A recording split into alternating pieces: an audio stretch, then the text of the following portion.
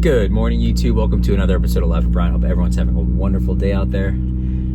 Just took the RX-7 to a new hand wash place I found near my office. I used to take this thing through an automated wash, and then the passenger side mirror got knocked off, so I was like, okay, enough of that. But I still believe in automatic car washes, quite honestly. I think they do enough of a sufficient job, and I'm just too lazy to. I mean, this took about 40 minutes, so not too bad. 35-40 minutes for a hand wash, and it's basically just a basic wash, but you know, pretty thorough. But I just want to do a quick ownership update on this car. I've had it for now about a year and a half. I spent almost a year in the shop getting a new engine, but I haven't really had, knock on wood, any issues since getting the car back from my good friend Andy. Shout out to Andy. I dare say it's been pretty reliable. I do have a battery issue. The battery constantly goes flat on me, so I do have to jump it quite often. But I mean, it's an older car, so that's not too much of a big deal. But driving wise, mechanically sound, transmission, the shifter, everything still works really well. Haven't had any issues. I do have a weird beeping sound that goes off every now and then that I have not been able to pinpoint where that's coming from or why it's going off like that, but it just seems to go off randomly. So I'm still trying to figure that out. Try to Google it, check some old RX-7 forums. Let me know if you guys are aware of anything that causes a weird beeping sound in an RX-7 when it's not related to the seatbelt warning indicator, which is the only other thing I'm aware of that beeps in this car. But yeah, I mean, the car, again, still holding together pretty well.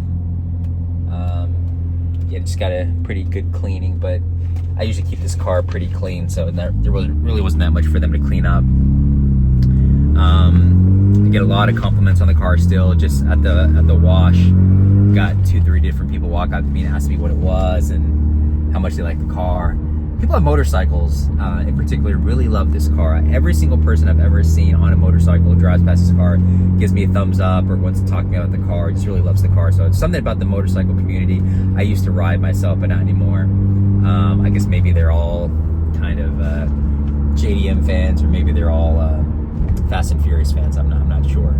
But yeah, the car has been trouble-free after the engine swap, and it's hasn't left me stranded yet, knock on wood.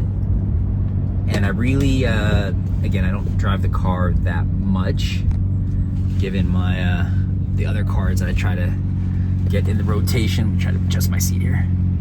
But oh, too much, way too much.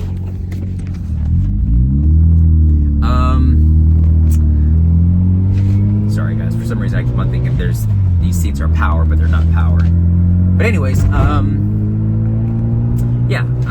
really love driving this car. The attention is nice. I don't get cars or drive cars for attention, but it's nice when people recognize, you know, cars that are not, how should I say, kind of, you know, I guess I'm kind of thinking of Lamborghinis, Ferraris, McLarens. You know, you drive one of those down the road, you're kind of wanting people to look at you, right? You're kind of wanting the attention, but you're driving a 93 Mazda, 94 Mazda down the road, you know, you don't really expect that, but the people who know.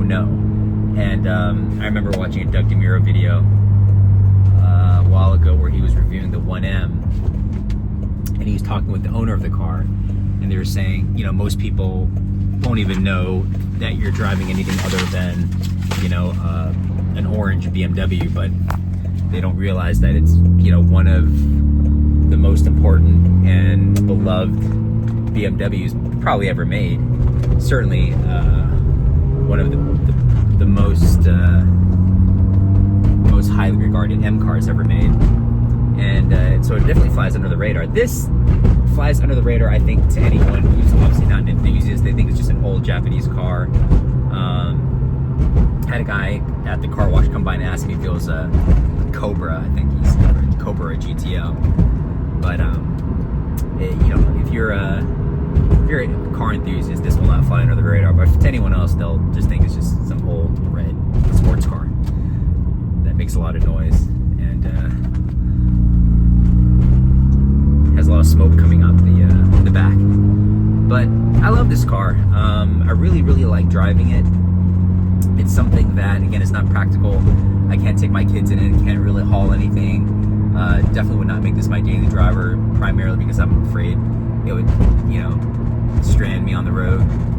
Engine will blow up, dump coolant on the freeway. But as a weekend car, as a third car, as a just taking it out on a nice day like today, where it's nice and sunny and the weather's nice, definitely, I mean, this car checks all the boxes in that regard. So sorry guys for all the fidgeting. This seat is just still not where I want it to be, but whatever. Yeah, I love the car. Haven't had any issues with the car. I try to drive it at least once a week, but recently with traveling and the winter storm and just crazy things, I haven't taken it out that much. That might be one of the reasons why I'm having the battery issues. But it's always a joy when I'm able to drive it, and I love this, the manual in this car. It's not the most buttery smooth manual I've owned or driven, but it's just something about the way it kind of, it's not as good as my NSX. It's like I would say it's kind of my poor man's NSX in terms of the bolt action rifle feel. And the car is just so, it's very small and light, that you kind of feel like you have really great control and oneness with the car, if that makes sense. You feel like you're actually driving the car, and go-kart feel maybe not so much, but it's just, yeah, just the size and the proportion of these cars, of these 90s Japanese sports cars, it's just fantastic. I love it. I love the way it feels. And, you know, driving, you know, down the road, just like right now, like every single car is substantially bigger and faster, obviously, but bigger than this car. And you know, the way this thing looks is just the classic lines, the curves, no sharp angles, obviously. It's just very pleasing to the eye. Definitely one of the most beautiful cars designed ever, I think. And I think 10-20 years from now, people will still think this is an amazing looking car. So hopefully my car is still running in 10 to 20 years. You know, one can hope. But yeah, just wanted to do a quick kind of ownership video, guys. I do not plan on selling this anytime soon, but if I do, I'll definitely let you guys know. Give someone out there first dibs. Yeah, car still runs great, no issues. So whoever does get this car, if I do sell it, it's gonna have a blast with it, and I don't think you're really gonna have any issues considering I've already done the engine swap. So, but just want to do a quick video, guys. Hope you enjoy it. Let me know what you guys think of the RX-7, and if you agree with me, is it one of the most beautiful cars, special cars out there? Obviously one of the icons of the JDM, the Mount Everest of JDM cars, I suppose, along with, you know, the Supra, the Godzilla, and all those other fantastic cars. One day I will get a GTR, by the way. But anyways, hope you guys liked the video. Like and comment, thumbs up, like and subscribe to the channel. Hope to catch you guys in the next video. Take care, bye bye.